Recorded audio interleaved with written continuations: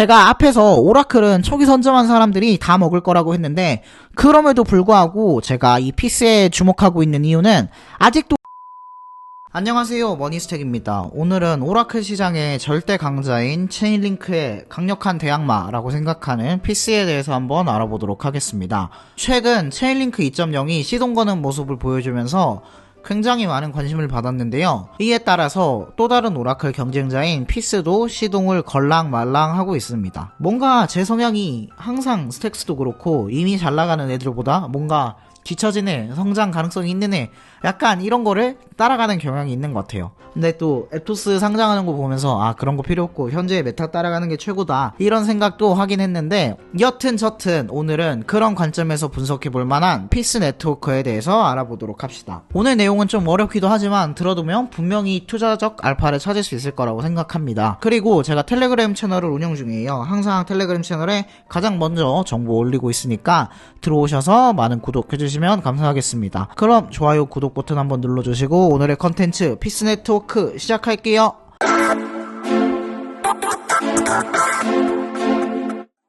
네, 피스 네트워크는 한마디로 설명하면 솔라나에 있는 오라클 중에 체인링크 역할을 하고 있는, 그러니까 솔라나 오라클 절대 강자라고 할 수 있습니다. 그런데 얘네가 솔라나를 뛰어넘어서 다른 체인으로도 확장하는 모습을 보이고 있거든요. 이게 굉장히 주목해볼 만한 것 같아서 한번 살펴보도록 하겠습니다. 피스의 가치를 정확하게 알려면 기존 체인링크와의 비교를 피할래야 피할 수 없다고 생각합니다. 피스와 체인링크를 비교해볼 만한 차이점을 크게 4가지 정도로 꼽자면, 첫 번째, 코인 발행 여부, 두 번째, 피스의 기술적 우위, 세 번째, 피스의 백그라운드, 네 번째, 피스의 오라클 주요 제공처인데요. 한번 살펴보도록 하겠습니다. 뒤로 갈수록 더 중요한 것 같아요. 첫 번째, 코인 발행 여부. 체인링크는 옛날부터 근본이라는 소리는 정말 많이 들어왔지만 항상 단점으로 지적됐던 게 바로 마땅한 링크 사용처가 없다는 점이었습니다. 하지만 체인링크가 최근 2.0 출시를 예고하며 곧 링크 스테이킹 기능이 도입될 예정입니다. 체인링크 스테이킹 버전은 현재 총 3단계로 나눠져 있으며 곧 1단계가 실행될 것 같아요. 링크는 이번 스테이킹 서비스를 통해서 궁극적으로는 평판 및 경보 시스템, 스테이킹 참여자 보상, 서비스 확장 등을 목표로 열심히 서비스를 제공하고 있습니다. 쉽게 예를 들면 체인링크 홀더들은 오라클 데이터를 제공하는 노드들이 꾸준히 제 할 일을 잘하면 더 많은 보팅을 받아서 더 많은 보상을 가져가고, 반대로 노드들이 너무 느리게 정보를 제공하거나 잘못된 정보를 제공하거나 제 역할을 하지 못할 경우 스테이킹된 체인링크를 페널티로 차감하는 등, 이렇게 기존 오라클에 토크노믹스를 도입함으로써 훨씬 더 활발하고 탈중앙스러운 오라클 서비스를 제공하는데 목적이 있다고 할 수 있습니다. 이번 2.0 업데이트는 단순히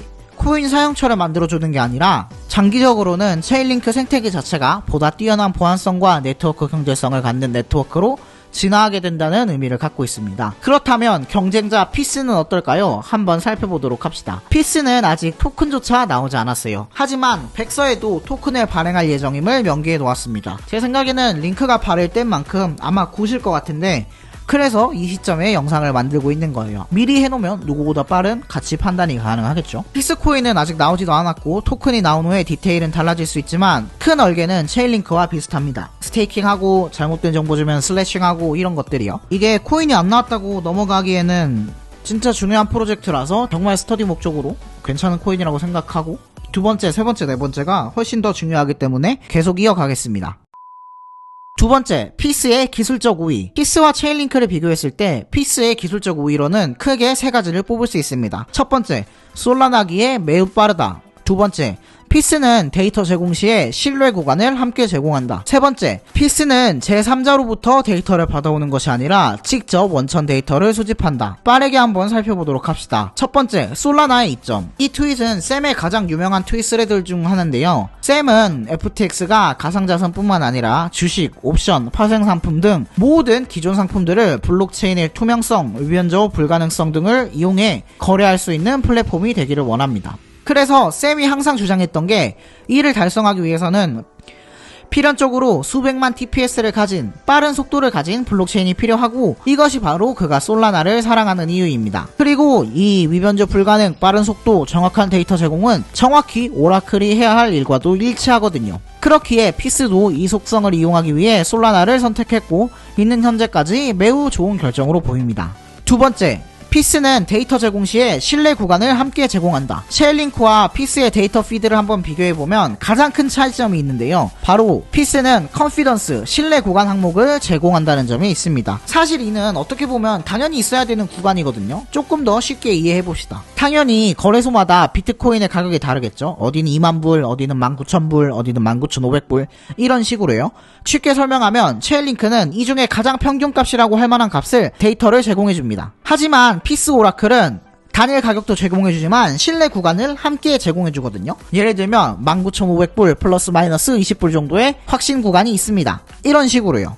그리고 이렇게 데이터를 산출할 때 종합적인 데이터에 가중치를 부여해서 단위 데이터를 제공하는데요. 이건 블로그에 더 자세하게 설명해뒀어요. 기술적인 얘기는 너무 하면 길어질 것 같아서. 아무튼 이렇게 오차를 줄이고 신뢰 구간을 함께 포스팅해주면 훨씬 더 정교하고 디테일한 오라클 정보를 온체인에 반영할 수 있습니다. 이렇게 신뢰 구간을 함께 제공하면 뭐가 좋을까요? 예를 들면 솔라나 가격이 너무 낮아졌을 때 담보를 청산하는 디파이 프로토콜이 있다면 기존 오라클을 사용했다면 담보 가격 떨어졌네, 바로 청산해야지 라고 하지만 피스를 이용하면 아직은 오차 구간 아니니까 조금 더 기다려봐야겠다. 원래는 오차 구간이 평균 0.2불 정도였는데 이번 블록은 4불이네? 오차 구간이 줄어들 때까지 기다렸다가 청산을 할지 말지 결정해야겠다 라고 하는 훨씬 디테일한 판단이 가능해줍니다. 이것이 신뢰 구간 데이터가 주는 이점이고, 앞으로 디파이 시장이 훨씬 커지고 전통금융 시장까지 블록체인으로 들어온다고 하면 이건 정말 엄청난 강점이 될 수 있다고 생각합니다. 그렇다면 피스의 이런 디테일한 데이터 수급은 어떻게 가능한 걸까요? 피스는 로우 데이터가 생성되는 바로 그 원천에서 직접 데이터를 받아서 블록체인에 반영하기 때문입니다.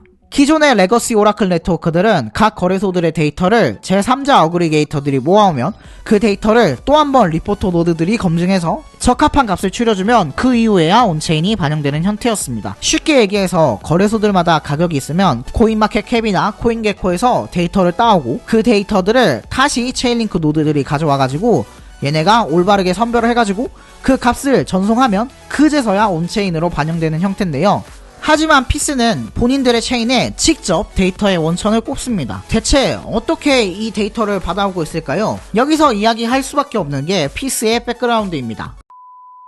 세 번째, 피스의 백그라운드. 피스는 현재 70개가 넘는 업체들에게 직접 데이터를 받아오고 있습니다. 정말 하나같이 대단한 사람들인데요. 알라메다, 비트스탬프, CMS, FTX, 갤럭시 디지털, 게이트, 제미니, MEXC, 후오비, 쿠코인, OKX, QCP, 윈터뮤트 같은 VC나 거래소, 세럼, 레이디움, 제로엑스 같은 프로젝트들은 물론 가장 중요한 점프 트레이딩이나 CBOE, 시카고 옵션 거래소나 제인 스트리트로부터도 직접 데이터를 받아오고 있습니다. 그래서 이 피스는 주식이나 원자재 같은 데이터들도 피스 오라클을 통해 쉽게 받아볼 수 있어요. 저는 이걸 볼 때마다 어케누 라는 생각이 드는데요. 아무리 이 피스가 델파이를 비롯한 VC들의 투자도 많이 받았고 디렉터인 마이크 카일이 백그라운드가 점프 출신이고 CBOE 출신이고 한다고 하지만 어케누 소리가 절로 나올 정도이긴 합니다. 사실 이 오라클 사업이야말로 일단 초기 주자들이 인프라만 다 깔고 구축해 놓으면 후발 주자들이 정말 들어오기 힘든 구조인데요. 그렇기 때문에 이 피스에 더 주목하는 것도 있습니다. 물론 체인링크가 백컷단에서 절대 밀리는 건 아니지만 그럼에도 불구하고 피스의 기반은 정말 탄탄하다고 생각합니다.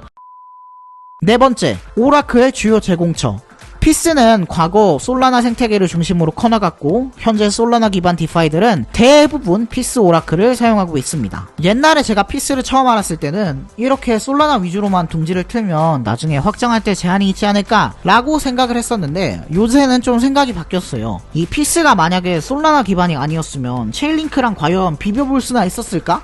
이렇게 바뀌었거든요. 피스가 그간 걸어왔던 길을 살펴보면 오히려 솔라나에서 기반을 차근차근 다진 게 훨씬 잘한 선택이라는 생각이 듭니다. 이 피스는 솔라나를 기반으로 성장하면서 솔라나 대표 크로스체인 브릿지인 웜홀과 매우 밀접한 관계를 맺고 있습니다. 최근 이 웜홀과 피스는 매우 밀접한 관계로 솔라나 체인은 어느 정도 접수했다고 생각했는지 점차 타 체인으로 열망을 뻗쳐가고 있는 게 현 시점의 피스입니다. 지난 5월 피스는 웜홀을 타고 BNB 체인으로의 확장을 발표했고요. 실제로 BNB 체인의 비너스나 리본 파이낸스 같은 대배도 피스 오라클이 꽂히기 시작했습니다. 최근에는 신세틱스에서도 피스 오라클을 이용하자는 얘기도 나왔고요. 그리고 무엇보다 오늘 글을 작성하게 된 큰 이유 중에 하나인 점프 크립토, 웜홀, 피스 군단이 이미 앱토스 위에 피스 데이터를 꽂고 있다는 점, 이게 오늘 가장 말씀드리고 싶었던 부분이었습니다. 그렇기에 이미 솔라나는 먹었고 BNB 쪽도 확장하고 있고 BNB 쪽 확장하고 있으면 이더리움 쪽도 아마 금방 할 테고 거기에 에토스까지 붙였으면